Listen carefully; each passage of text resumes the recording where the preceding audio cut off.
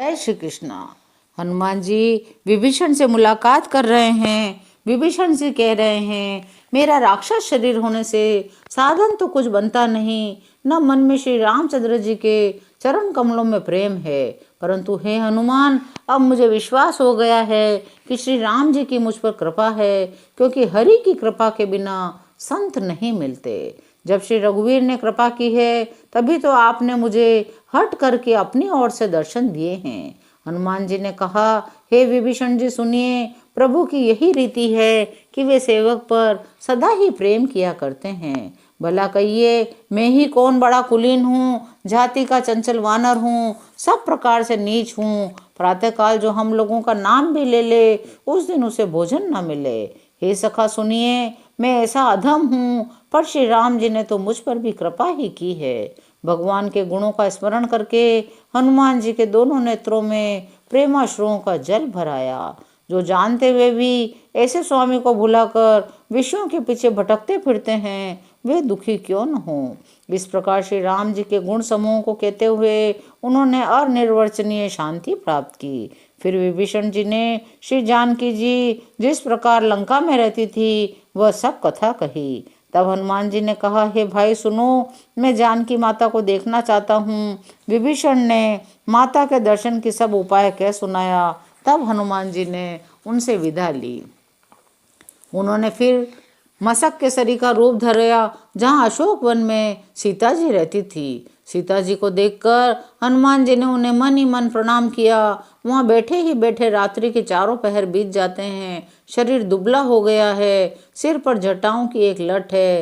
हृदय में श्री रघुनाथ जी के गुण समूह का स्मरण करती रहती हैं। श्री जानकी जी नेत्रों को अपने चरणों में लगाए हुए हैं, मन श्री रामचंद्र जी के चरणों में लीन है। जानकी जी को दुखी देखकर पवन पुत्र हनुमान जी बहुत ही दुखी हुए। हनुमान जी वृक्ष के पत्तों में छिप रहे, विचार करने लगे, हे भाई मैं क्या करूं, इनका दुख कैसे दूर करूं। उसी समय बहुत सी स्त्रियों को साथ लिए सज धज कर रावण वहां आया। उस दुष्ट ने सीता जी को बहुत प्रकार से समझाया, साम दान भय और भेद दिखलाया। रावण ने कहा, हे सुमुखी, हे सयानी सुनो, मंदोदरी आदि सब रानियों को मैं तुम्हारी दासी बना दूंगा, यह मेरा प्रण है। तुम एक बार मेरी ओर देखो तो सही। अपने परम स्नेही कौशलाधीश श्री रामचंद्र जी का स्मरण करके जानकी जी तिनके की आड़ करके कहने लगी, हे दशमुख सुन, जुगनू के प्रकाश से कभी कमलिनी खिल सकती है। जानकी जी फिर कहती हैं, तू अपने लिए भी ऐसा ही मन में समझ ले। अरे दुष्ट, तुझे श्री रघुवीर के बाण की खबर तक नहीं है। अरे पापी, तू मुझे सूने में हर लाया है। रे अधम निर्लज, तुझे लज्जा भी नहीं आती। अपने को जुगनू के समान, रामचंद्र जी को सूर्य के समान सुनकर, सीता जी के कठोर वचनों को सुनकर रावण तलवार निकालकर बड़े गुस्से में आकर बोला, सीता तूने मेरा अपमान किया है, मैं तेरा सिर इस कठोर कृपाण से काट डालूंगा, नहीं तो जल्दी मेरी बात मान ले। हे सुमुखी, नहीं तो जीवन से हाथ धोना पड़ेगा। सीता जी ने कहा, हे दशग्रीव, प्रभु की भुजा जो श्याम कमल की माला के समान सुंदर और हाथी की सूंड के समान पुष्ट और विशाल है, या तो वह भुजा ही मेरे कंठ में पड़ेगी या तेरी भयानक तलवार। सुन, यही मेरा सच्चा प्रण है।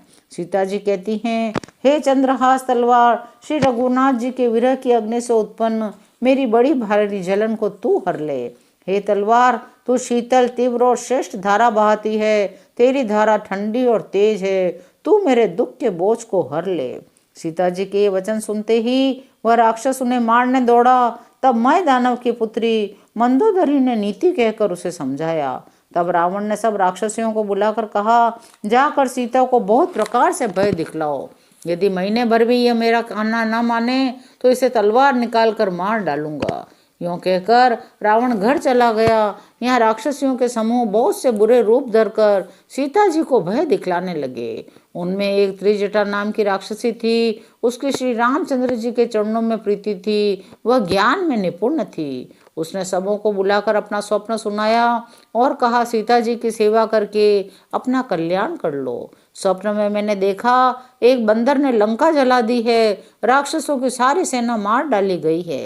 रावण नंगा है और गधे पर सवार है, उसका सिर मुंडा हुआ है, 20 भुजाएं कटी हुई है।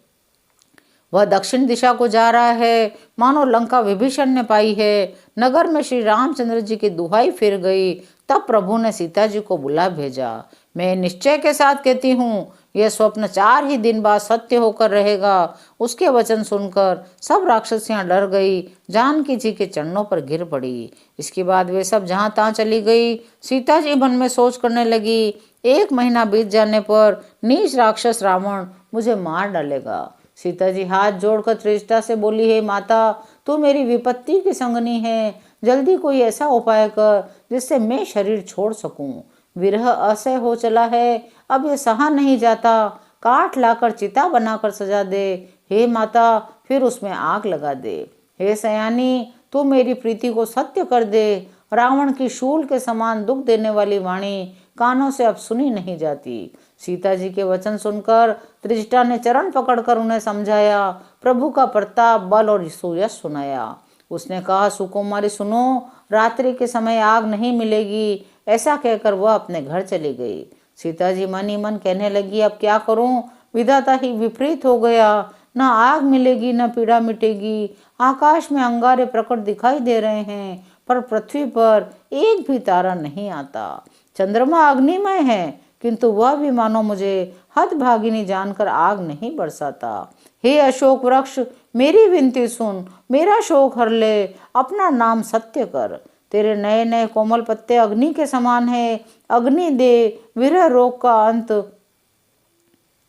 मत कर, अर्थात विरह रोग को बढ़ाकर सीमा तक न पहुंचा। सीता जी को विरह से परम व्याकुल देखकर वह क्षण हनुमान जी को कल्प के समान बीता।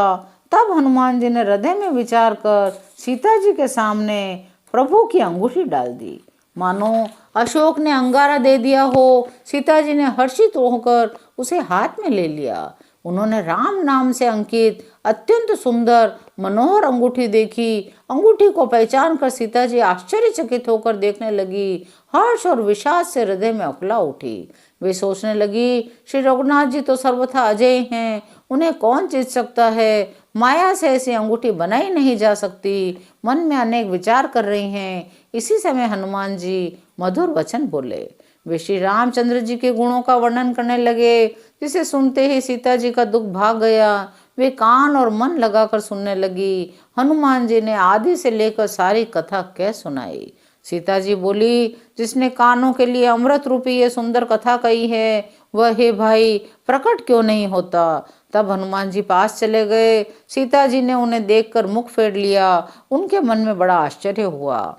हनुमान जी ने कहा, हे माता जानकी, मैं श्री राम जी का दूत हूँ, करुणा निधान की सच्ची शपथ करता हूँ।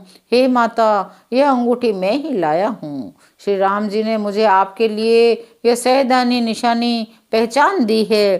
सीता जी ने पूछा, नर और वानर का संग कहो कैसे हुआ। तब हनुमान जी ने जैसे संग हुआ था वही सब कथा कही। हनुमान जी के प्रेम युक्त वचन सुनकर सीता जी के मन में विश्वास उत्पन्न हो गया। उन्होंने जान लिया यह मन वचन और कर्म से कृपा सागर श्री रघुनाथ जी का ही दास है। भगवान का सेवक जानकर अत्यंत प्रीति हो गई। नेत्रों में जल भर आया, शरीर पुलकित हो गया। सीता जी ने कहा, हे तात हनुमान, विरह सागर में डूबती हुई मुझको तुम जहाज हुए।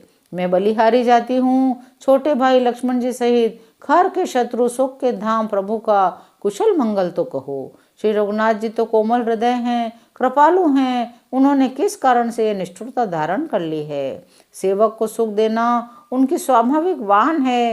वे रघुनाथ जी क्या कभी मेरी याद करते हैं। हे तात, क्या कभी उनके कोमल सांवले अंगों को देखकर मेरे नेत्र शीतल होंगे। मुख से वचन नहीं निकलता, आंखों में विरह के आंसुओं का जल भर आया। वे दुख से बोली, हे नाथ, आपने मुझे बिल्कुल ही भुला दिया। सीता जी को विरह से परम व्याकुल देखकर हनुमान जी कोमल और विनीत वचन बोले, हे माता, सुंदर कृपा के धाम प्रभु भाई लक्ष्मण जी के सहित शरीर से तो कुशल हैं, परंतु आपके दुख से दुखी हैं। माता, मन में ग्लानि न मानिए, मन छोटा करके दुख न कीजिए। श्री रामचंद्र जी के हृदय में आपसे दूना प्रेम है। आज की कथा यहीं विराम लेती है। शेष अगले अंकों में। जय श्री राम।